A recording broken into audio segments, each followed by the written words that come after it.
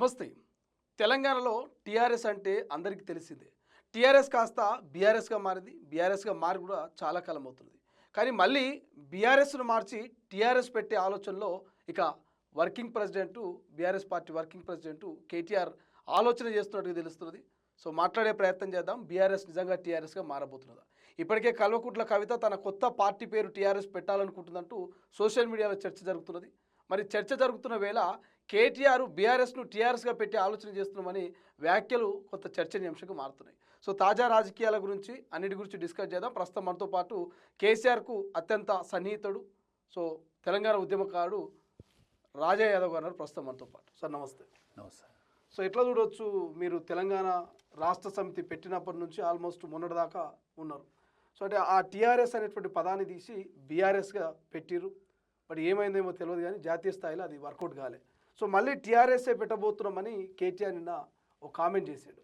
So ఎట్లా చూస్తారు? దానికంటే ముందు నేను ఒక విషయం చెప్పాలి ఆయనకు. అసలు నేను కేసీఆర్ దోస్తును కాదు. ఓకే. నేను సహచర ఉద్యమకారుని. ఓకే. మీరు నన్ను కేసీఆర్ దోస్తుగా పరిచయం చేస్తాను. పరిచయం చేస్తే కూడా ఉత్తుకపోయింది ఏం లేదు, కానీ ఆయన సన్నిహిత సహచరులకు, ఆయన కులపోలకు ఉత్తుకపోతాను. ఓకే. అచ్చా, అన్ని పార్టీలు ఉన్న ఆయన కులపోలకు ఉత్తుకపోతాను. ఈయనే దోస్తా, వీడు గొల్లోడైంది, మేము ఎలువలం కదా. ఓకే. ఆయనకేం తేడా లేదు, మరి కేసీఆర్కి ఏం తేడా లేదు. మరి నిజంగా కేసీఆర్ నేను దోస్తుల వద్దకనే మెదిలినాం, దోస్తుల వద్దకనే అన్ని విషయాల్లో పాల్పంచుకున్నాం. కానీ కేసీఆర్ దోస్తులకు, కేసీఆర్ కులస్తులకు ఉత్తుకపోతుంది కాబట్టి మీరు ఉత్తుకపోకండి, మీకు ఉత్తుకపోనీయకండి. నేను కేసీఆర్ దోస్తునని చెప్పుకోలేదు. నన్ను ఆయన దోస్తుగా చెప్పుకుంటే ఆయనకు విలువ, నేను ఆయన దోస్తుగా చెప్పుకుంటే నాకేం విలువ కాదు. ఎందుకంటే నేను దొంగను కాదు, ఆయన దొంగ. కేసీఆర్ దొంగనా? దొంగ. ఎట్లా దొంగ అవుతారు కేసీఆర్?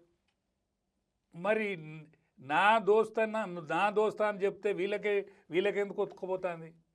కేసీఆర్ దోషి అని పలానా దాంట్లో దోషి, పలానా దాంట్లో తిన్నాడు, పలానా దాంట్లో అన్నాడు అని అంటారు. మరి నన్ను దోషి అని ఇవ్వడాను అన్నాడు. ఓకే. నా పేరు చెప్పుకుంటే ఆయన లాభం, ఆయన పేరు చెప్పుకుంటే నాకు లాభం. ఓకే, అర్థం కాలేదు నాకు. కేసీఆర్ పేరు చెప్పుకుంటే నాకు నిజంగా విలువే, కానీ రాజా యాదవ్ పేరు చెప్పుకుంటే ఆయనకు కూడా విలువే. ఓకే. ఎట్లా నా అంత సత్యంగా ఉన్నోడేవాడు? ఇప్పుడు కేసీఆర్ స్వచ్ఛంగా లేడా? ఇప్పుడు 1000 కోట్లు కత్తరిస్తావా నా దాంట్లోనే? ఇప్పుడు మా గొల్లోల సొమ్మే కదా, గొల్ల కురుమల సొమ్ము 1000 కోట్లు కత్తిరించినావు కదా. నేను చైర్మన్గా ఉంటే నా భుజాన పెట్టి మా గొల్లోల సొమ్ము 1000 కోట్లు కత్తిరించినావు కదా. ఓకే. దాని నిర్ధారణ జరుగుతుంది కదా, కమిషన్ వేసింది కదా. ఇప్పుడు కాళేశ్వరం మీద కమిషన్ నడుస్తుంది కదా. ఇప్పుడు నీకు దేనినైనా అంటుతుంది కదా. అది అసలు టీఆర్ఎస్, అసలు బీఆర్ఎస్ ఎందుకు పెట్టినట్టు? ఓకే. ఇప్పుడు టీఆర్ఎస్ను బీఆర్ఎస్గా మార్చిన టైంలో మీరు అప్పుడు కేసీఆర్ తోటి లేను, అప్పటికి వెళ్ళి వచ్చారు బయటికి? నేను వెళ్ళి వచ్చిన. అసలు టీఆర్ఎస్ ఎందుకు ఈయన భయపడ్డాడంటే, టీఆర్ఎస్ ఈయనది కాదు. ఎవరిది మరి? టీఆర్ఎస్ శ్రమజీవులది, కష్టపడ్డోళ్ళది, నెత్తురొడ్డిన వాళ్ళది, 1200 మంది బలిదానాలు అయిన వాళ్ళది, కవులది, గాయకులది, జైళ్లపాలు అయిన వాళ్ళది, కేసులు మోసిన వాళ్ళది, వీళ్ళందరిది టీఆర్ఎస్. ఈయన భయపడ్డాడు పైసలు వచ్చినాక.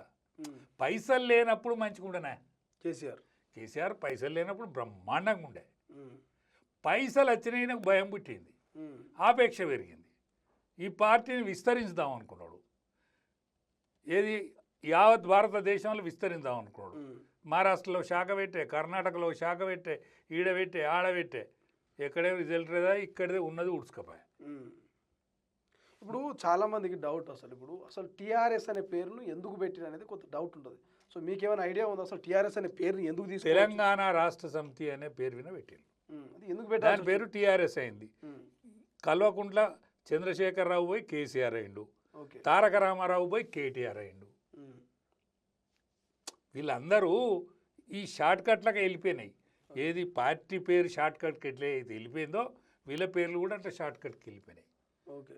టీఆర్ఎస్ తెలంగాణ రాష్ట్ర సమితి, ఆ రాష్ట్ర సమితి పేరు మీద తెలంగాణ వచ్చింది. తెలంగాణ వచ్చినాక ఆయనకు ఆపేక్ష పెరిగింది. సరే, ధనం కూడా సమకూరింది. జనం సమకూరినాక విస్తరిద్దాం అనుకొని దాన్ని బీఆర్ఎస్గా మారుతామని అనుకున్నాడు. అసలైన తొలి వెలుగు. ఫాలో వాట్సాప్ @తొలి వెలుగు official.